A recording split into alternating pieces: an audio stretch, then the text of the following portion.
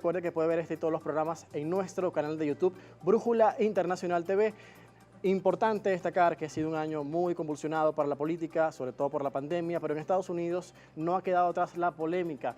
Incluso durante estos 4 años de gestión del presidente Trump, una guerra entre republicanos y demócratas, pero que se ha exacerbado luego de estas elecciones presentadas el pasado 3 de noviembre, cuando el presidente todavía no ha reconocido los resultados y a pesar de que se ha confirmado, diríamos, la elección de Joe Biden por el colegio electoral, todavía sigue una disputa importante en los diferentes tribunales y bueno, diríamos, algunos procesos que todavía no han prosperado, pero que los republicanos mantienen una esperanza visible y clara para el 6 de enero. Hoy vamos a estar conversando con Carlos Fernando Valero. Él es analista político, siempre lo citamos para hablar sobre estos temas electorales en Estados Unidos, sobre todo antes de las elecciones. Cuando vino y hicimos un análisis extenso sobre el proceso electoral que vive en este país.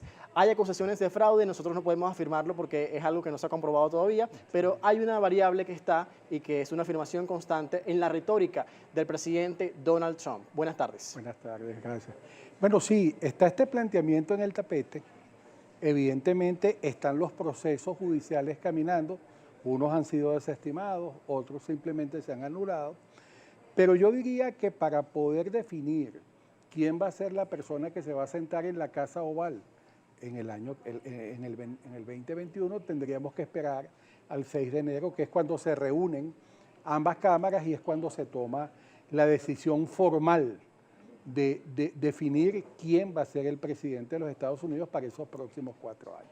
Se decía que la fecha clave era el 14 de diciembre cuando el colegio electoral oficialmente emitía los votos de cada estado, que por supuesto eran escrutados, pero ahora se habla del 6 de enero. Vimos pues que la respuesta no fue nada sorpresiva, igual se confirmó a Joe Biden como presidente, pero el 6 de enero en el Senado, diríamos, se define y se ratifica la victoria del presidente electo y podría haber, diríamos, también una sorpresa. Claro, se podría esperar también. Tienes que entender el proceso y tienes que entender la Constitución de los Estados Unidos. El 6 de enero, ¿qué es lo que sucede? Se reúnen las cámaras, ¿verdad? Es un país con un sistema bicameral. Allí cada gobernador de cada estado, en representación de los colegios electorales, emite un dictamen de sufragio. Y eso se apertura formalmente ese día en las cámaras. Pero dentro de la normativa constitucional tiene la potestad la Cámara del Senado de aceptar lo que se le está planteando en ese momento o de vetarlo. Y también va a depender mucho de la mayoría que juegue allí el papel importante. Ahora, yo hago una reflexión más allá del hecho que nosotros pudiéramos entender que pueda suceder ese día. ¿Y cuál es la reflexión que yo hago? Bueno, muy sencillo. Estados Unidos es la potencia económica y bélica más grande del mundo, eso es una gran realidad. Y a nombre de esa institucionalidad, o sea, arrogándose ser los policías del mundo y arrogándose ser quizás los rectores mundiales de la democracia, no debe permitirse que esto siga en el limbo, esto tiene que definirse. Porque aunque se acuse de que podría ser un riesgo para la democracia, precisamente por ser la democracia más grande del mundo, también debería tomarse en cuenta el caso que se está señalando, ¿no? Solamente que por alguna razón el día 6 de enero se determine que sí, que el Senado no acepta los resultados que están presentando los estados. Y el Senado es de mayoría republicana, cabe destacar. Pero es que la Constitución le da esa potestad.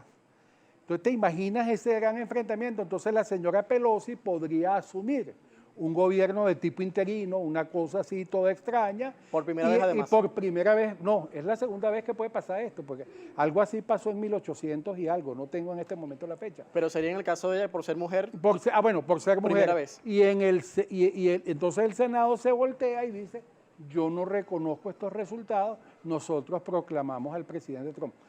Yo no creo que esto llegue a pasar, porque eso echaría por tierra todo el antecedente que tenemos con la institución o con el nombre de la sagrada institución de la democracia de ese país. O sea, ellos han invadido países, han acabado con gobiernos, han intervenido política y militarmente a nombre de la libertad y la democracia. Entonces ahora ellos ante el mundo están quedando, pero bueno, ustedes no se arrogan ser los policías del mundo, ¿qué está pasando aquí? Es lo que yo visualizo y es la reflexión que yo hago del problema.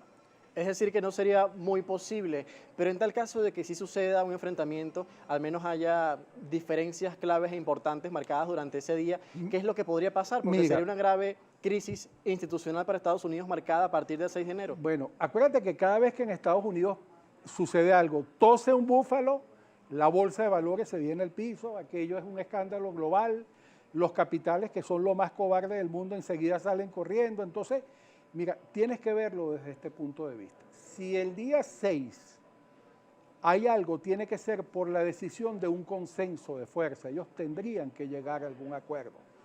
¿Por qué? Porque cuando tú revisas todo el antecedente de las impugnaciones que se hicieron solamente en los 4 estados donde estuvo la gran duda, fíjate tú, esto era cómo estaba el proceso electoral antes de la elección. Esto fue al 2 de noviembre, la elección fue el 3, y fíjate tú cómo estaba el proceso. Esto era lo que se manejaba, ¿no? O sea, esto es, sí, la visión encuestal. Aquí tienes inclusive unos estados, los que están en oscuro, son los estados que se conocían como estados TOSOP, que eran los estados indecisos. Que podían cambiar de un momento Que a otro. cambiaban de un momento a otro, y nos llevamos la gran sorpresa de que Texas, por ejemplo, se inclinó por Biden, por Trump. Florida se inclinó por Trump, Georgia tuvo esa gran dicotomía de discusión al final. Lo mismo pasó con North Carolina y Filadelfia. O sea, fue un tema de verdad bien complejo. Si vamos a la siguiente. Podemos ir a la siguiente lámina para ver Sí. otra perspectiva importante que Claro. usted se encarga de citar como siempre, porque también vemos, diríamos, la base Bueno, ideológica yo de diría- cada uno de las figuras que en esta oportunidad estuvieron a Lo que bien pasa es que hay de una enfrentarse donde aparece electoralmente. el resultado. No sé si hay chance de que la pongan. Podemos ver el resultado acá. Este resultado. Fíjense ustedes bien cómo quedó el resultado. Participaron 245 millones de electores, es lo que en principio estaban inscritos, pero participaron en el proceso. Cosa histórica, 63.5% de los ciudadanos norteamericanos acudieron a la elección, bien sea por elección directa presente o bien sea por elección de voto por correo, que inclusive llegaron a pisar los 100 millones de personas. Eso significa que en el proceso participaron 155 millones de norteamericanos. Una votación histórica, una pero participación eso histórica. nunca se había dado. Entonces, claro, la gran preocupación aquí es la gran polarización que queda a raíz de esto, porque estamos hablando de que son 75 millones de ciudadanos norteamericanos de una visión totalmente distinta, conservadora, que son los que pagan impuestos, que están reclamando, epa, ¿qué pasó con nosotros? ¿No? Esa fue una de las razones, según su punto de vista, pero ¿a qué se debió la alta participación registrada? Porque también debemos considerar que muchos de los votos por correo, pues se le atribuyen a los demócratas porque ellos hicieron una campaña importante para, diríamos, llamar a la gente a que votara masivamente por correo por el tema de la pandemia de COVID-19, y esto es lo que en este momento se señala a los demócratas. La pandemia le dio una fuerza, pero usualmente, históricamente, quienes están acostumbrados a votar por correo son los demócratas y no los republicanos. Exactamente. Eso es algo cultural que está ahí en Estados Unidos. Pero fíjate, a mí me llama la atención un dato muy curioso. Yo registré, investigué, seguí minuto a minuto cada una de las interpelaciones que se hicieron en los distintos estados. Yo las seguí, fueron horas de personas que manifestaban cuál fue su punto de vista, por qué sentía que le habían hecho fraude o que le habían robado su voto. Y es impresionante la manera como regionalmente, a pesar de que habían pruebas fehacientes de que hubo un mal manejo del proceso electoral, lo desestimaban. Y no solamente lo desestimaban, otra cosa que me llama la atención, que es un tema que hay que reflexionar, es esa campaña de silencio que le han hecho a Donald Trump. Es una cosa nunca vista en la historia. ¿Vale? Vamos a hablarlos Fernando Valero, analista político esta tarde en Brújula Internacional, analizando el tema de Estados Unidos postelectoral y lo que podría pasar en este mes de enero, específicamente el 6, cuando se decida formalmente a través del Congreso, diríamos, quién asumirá las riendas a partir del 20 de enero en la Casa Blanca. Pausa y volvemos con más de Brújula Internacional. Es decir, que el 95% de los medios globales estaban en contra de él. O sea, era una campaña permanente que había en su contra. y la personalidad de él. Incluso ahora han censurado su discurso varias veces, ¿no? Todo, no solamente eso, pero él tiene una personalidad también muy ambigua, muy controversial. No y es un eso político. no lo ayudó. Bueno, porque él es un hombre de negocios. Él llegó no con el apoyo del caucus republicano, sino él llegó con el apoyo de su discurso y de su mensaje. ¿Cuál fue su discurso? Mira, ¿hasta cuándo vamos a seguir haciendo guerra? ¿Hasta cuándo vamos a estar invadiendo países? Vamos a dedicarnos a trabajar, pues tenemos 20 años haciendo guerra y mira lo que nos ha pasado. Mientras nosotros estamos haciendo guerra y mandando a nuestros conciudadanos a que vayan a matarse en otros países, los chinos están aprovechando esto para hacer el gran negocio de su vida. Entonces, vamos a rescatar la industria endógena estadounidense y vamos adelante. Ese fue su mensaje. Él señalaba antes de la elección incluso la votación por correo y decía que iba a ser la elección más corrupta de toda la historia. ¿Realmente es manipulable el voto por correo? Sí, todo es muy manipulable, todo es evidentemente manipulable, porque eso llega, se hace la sumatoria y después, o sea, el tema no es la manipulación, el tema es auditar la comprobación de esa manipulación. Lo que él llama votos ilegales. Claro, votos ilegales. Inclusive, tú y yo, por ejemplo, yo te pudiera a ti hackear tu cuenta. Tú tienes una cuenta en un banco X y yo te hackeo y te saco el dinero, ¿verdad? O te manipulo la data y te saco plata. El sistema de seguridad inmediatamente lo va a determinar y lo va a detectar porque esto es entre dos puntos, el punto A y el punto B.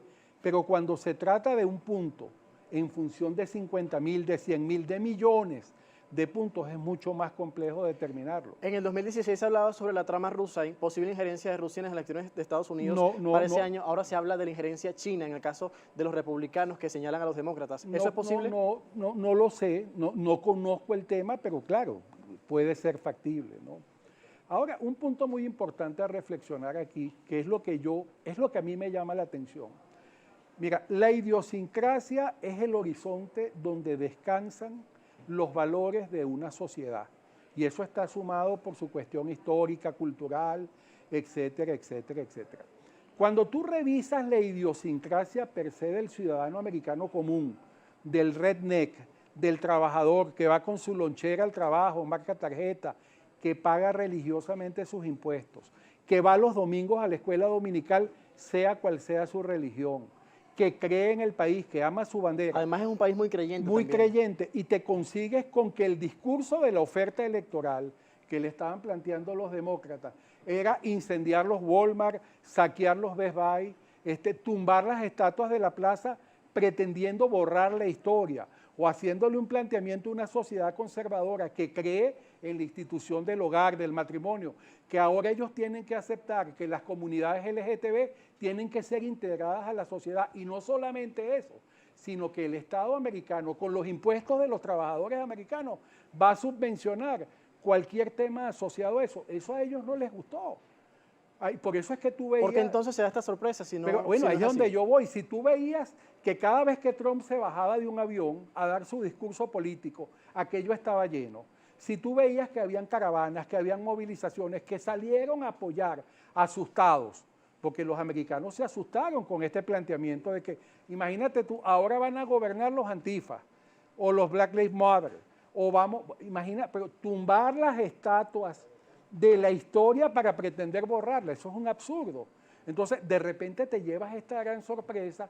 A mí en lo personal, esta es mi opinión personal, a mí me parece que hay algo muy extraño allí, porque tú ves a una sociedad conservadora, y lo triste de todo esto es que la idiosincrasia en un ciudadano es un tema estructural, y los temas estructurales tú no los puedes borrar de una sociedad de la noche a la mañana, aunque tenemos que reconocer que las sociedades evolucionan, que la evolución social es cierta. El mundo ha cambiado completamente. El mundo ha cambiado, pero tú no puedes borrar la idiosincrasia. O sea, tú no puedes obligar a un venezolano de la noche a la mañana porque está cambiando el mundo que deje de comer arepa. Eso no existe.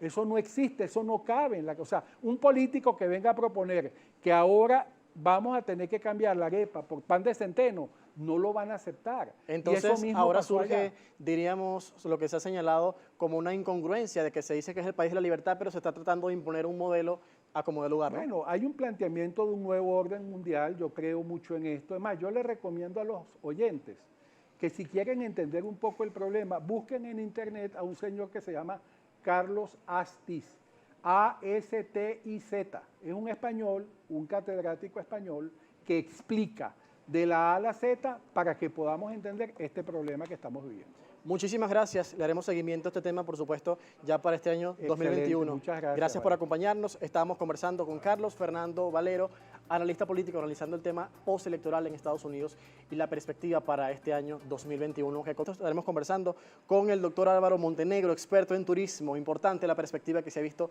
durante 2020, un revuelo total en toda la sociedad, en la economía y, por supuesto, el turismo no se quedó atrás. Ahora nos invitan a que viajemos mañana para cuidarnos contra la pandemia. Bienvenido. Claro que sí, muchísimas gracias por la invitación y has dado en el clavo, porque el turismo es una actividad económica que genera tanto empleo, genera tantas divisas, es el bienestar social en los pueblos más deprimidos y en algunos no. Fíjense que hay países que viven del turismo. España gana, Francia mete 90 millones, metía el año pasado 90 millones de turistas internacionales en un año. Entonces imagínense la tragedia, porque eso es una cadena. Las líneas aéreas no tienen pasajeros, los hoteles vacíos, y entonces el que vende perro caliente, el que vende agua mineral, es una cadena y por supuesto el mayor generador de empleos y de divisas. ¿Qué significa eso? Un bienestar social disminuido en todos los pueblos del mundo, no solo en Venezuela, en Estados Unidos. Fíjense lo que pasó con Nueva York. Pero ¿sabes la clave? Es que nadie tiene la solución, porque fíjate, es ensayo y error. Abren París, después la cierran, abren Madrid, después la cierran Nueva York o Venezuela, cierran vuelos, abren, dependiendo, hasta que no estemos vacunados todos. Si todos estamos vacunados, entonces ya podremos viajar tranquilos, porque como tú decías, quedarse en casa hoy es poder viajar seguro mañana. Entonces todos queremos viajar mañana, nadie se quiere enfermar. El virus sigue por ahí, el virus no es que se fue para Marte, sigue por ahí, tenemos que vacunarnos y entonces una vez vacunados podremos salir a todos lados en paz y tranquilidad.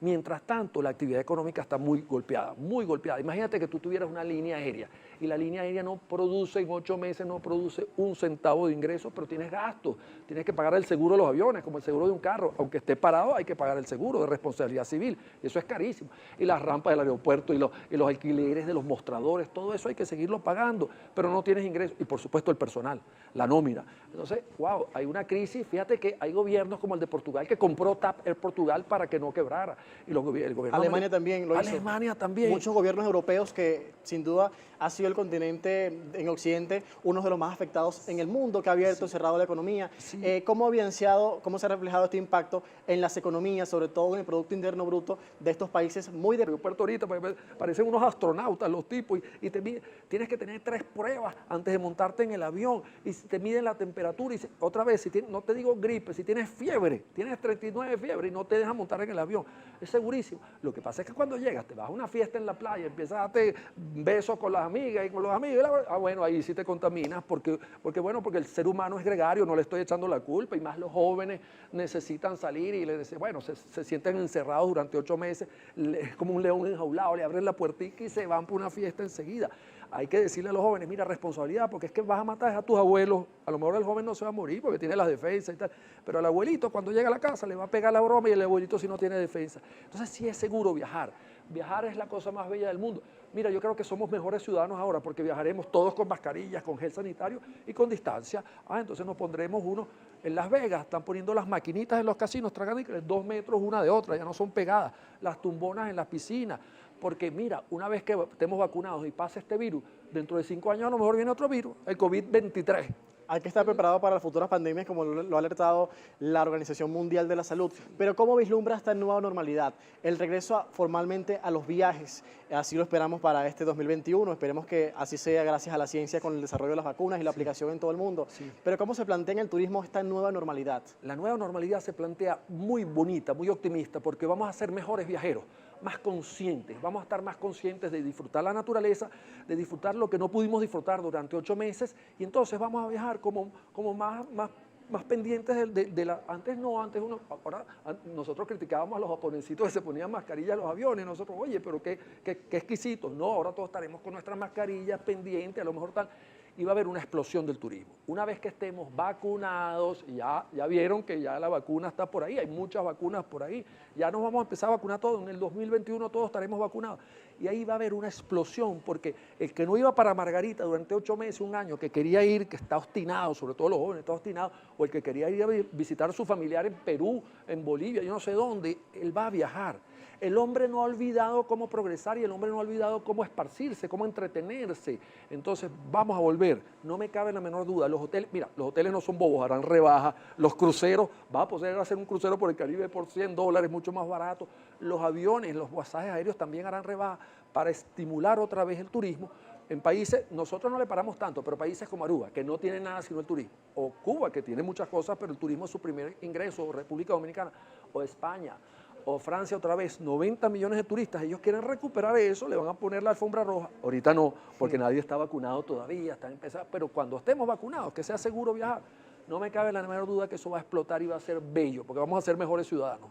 Y ahora en este tiempo de confinamiento, de pandemia, hemos visto el surgimiento de nuevas modalidades, nuevas formas de viajar a través del plano digital. Sí. Quizás una forma también de replantearnos, de ver otra perspectiva, otra cara del mundo, otra cara del turismo, también una forma más relajada. ¿Cómo lo ha visto? Porque hay exposiciones ahora en museos internacionales virtuales y gratuitas disponibles para todo el mundo. Para todo el mundo. Entonces, ¿sabes qué bonito eso? Has dado en una pieza muy importante, porque ahora el viajero se educa más.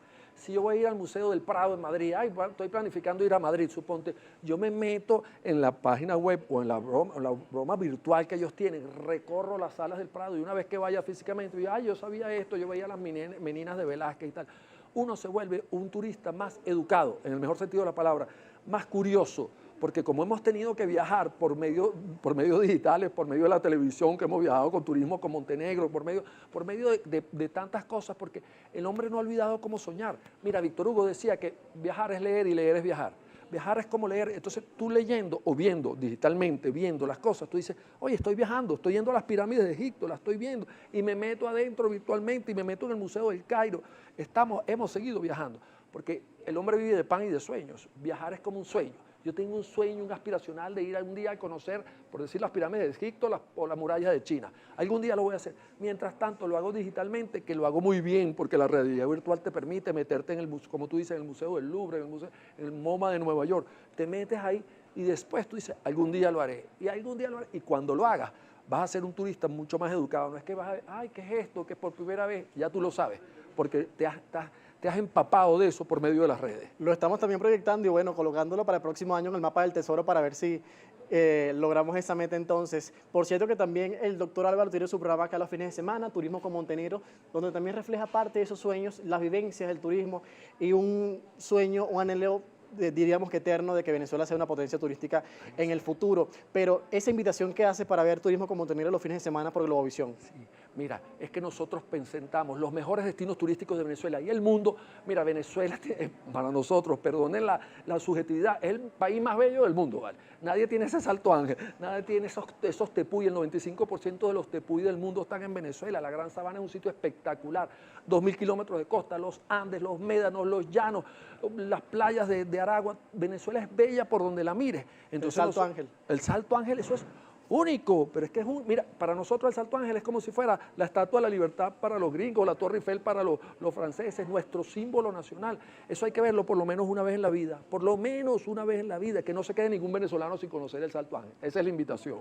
Los domingos a 11:30 de la mañana en Globovisión, Turismo con Montenegro. Muchísimas gracias por acompañarnos, ha sido un gusto hablar con usted, muy agradable como siempre su visita acá en Brújula Internacional. Así también nosotros nos despedimos, estábamos conversando con Álvaro Montenegro, experto en turismo, pero además importante investigador sobre este tema tan fundamental para los venezolanos y también articulista en el diario Universal. Y como lo dijimos, lo pueden ver los domingos por Globovisión y su programa Turismo con Montenegro. Amigos, esperamos verlos en una próxima oportunidad. Les deseo a todos feliz tarde y feliz, diríamos, en esta Navidad y en este año nuevo, lo mejor para toda Venezuela.